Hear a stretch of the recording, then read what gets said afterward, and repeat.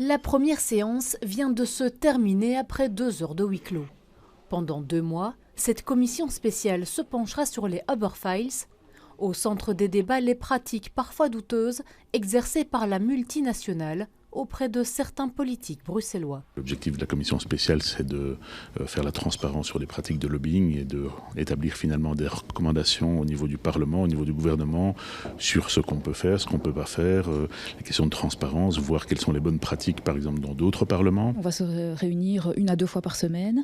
Il va y avoir des auditions régulières. On pourra poser toutes les questions qu'on veut et on espère qu'on aura des réponses claires et nettes sur ce qui s'est vraiment passé. Au programme ce matin, déterminer l'ordre des travaux et les personnes à auditionner, parmi lesquelles le lanceur d'alerte Marc Magan, ancien lobbyiste du beurre proche de Pascal Smet, à l'époque ministre bruxellois de la mobilité, mais aussi une vingtaine d'autres personnes. On va rencontrer les experts et éventuellement les journalistes qui sont à la base de certaines révélations.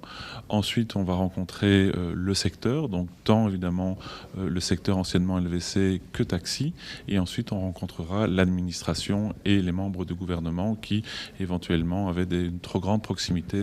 La commission spéciale ne se concentre pas seulement sur Uber, elle s'étend à l'ensemble du secteur, y compris les taxis traditionnels.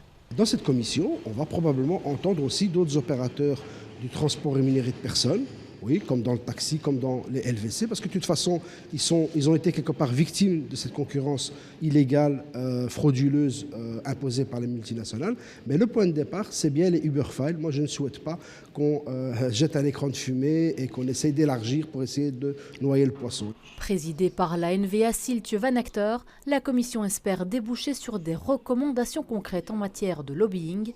Les débats de fond débuteront dans 2 semaines.